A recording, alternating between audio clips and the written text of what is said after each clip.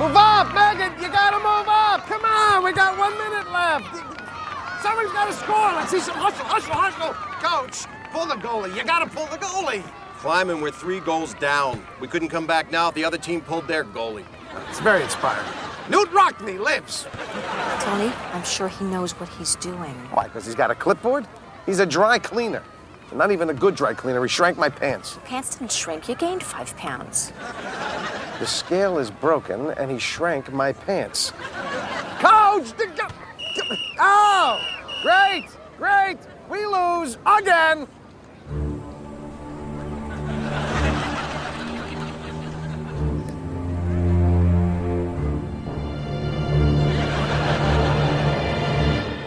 How you doing, Mitch?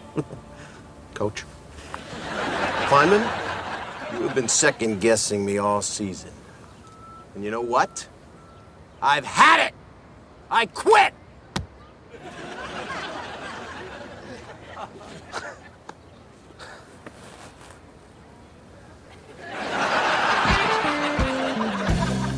Dad, you humiliated me in front of my entire team. You know what? Don't put this all on me. If you would go out there and give 110%, I wouldn't have to offer my helpful suggestions.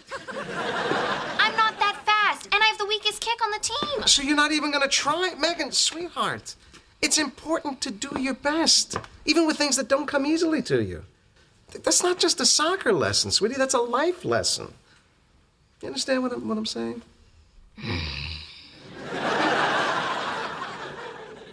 Is that an answer or a belch? Hey, guys. Hey, how'd you play? Shot 2 under par. Yeah, that's my boy. You see, now Mickey always tries his hardest. That's why I never have to yell at him. You yelled at me last week for flunking chemistry. I was not talking about school right now. And you yelled at me that one You want me to time yell at you right now? Hi, Patrick. Hey, Megan. Hey, did you get a new haircut? No, I got gum in my hair. My mom had to cut it out. Oh, well, however it happened, it's working.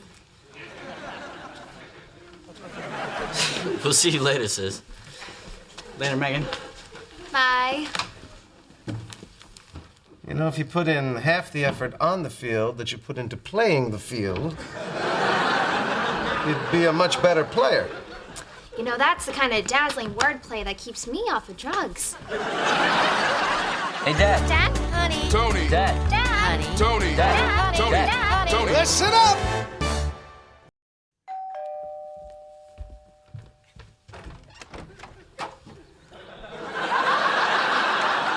Hello, Kleinman.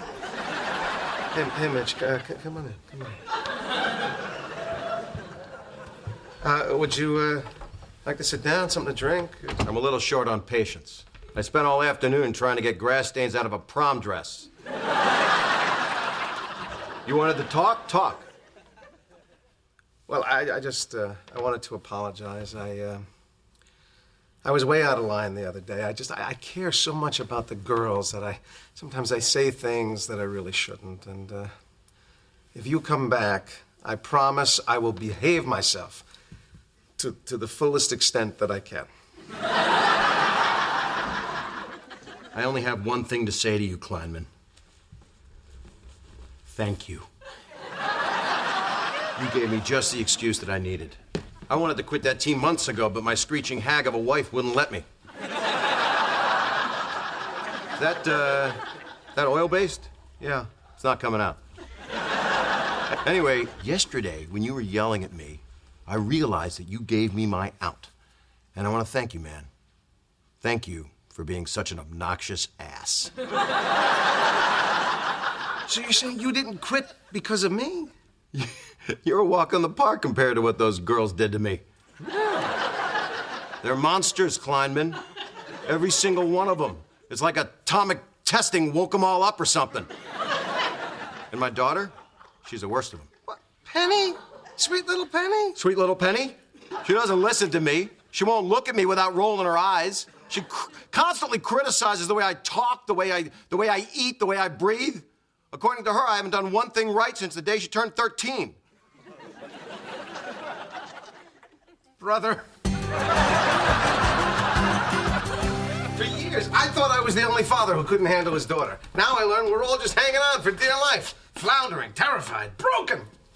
And that's good news? It's great news. I'm not alone.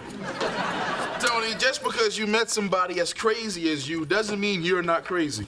What are you saying? For years, you've been coming in here, oh, I can't get through to my daughter. Teenage girls are impossible. Well, I know Megan, and I've met a couple of her friends. They're just sweet little girls.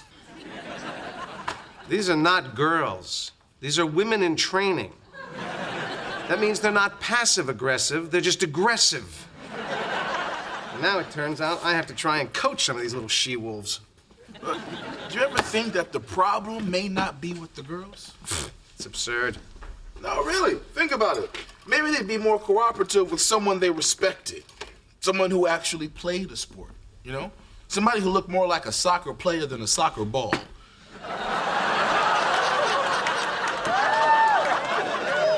You think you could do this? Oh, I wasn't saying that.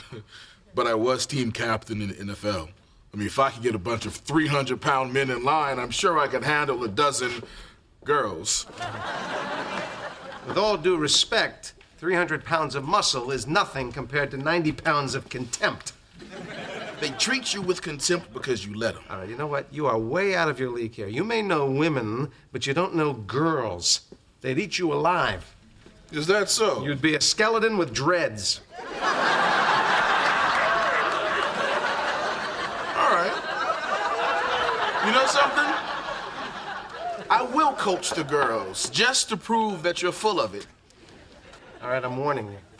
You put on this whistle, you are opening a door to a very dark place. Simmer down, Poppy. You're getting the forehead vein. All right. Only on one condition. Your ass has to stay home. What? Yeah, no coming to the practices and definitely no coming to the games. I don't need you breathing up my shoulders, second-guessing me. All right, first of all, I would not be second-guessing you. And second of all, I think the term is breathing down my neck.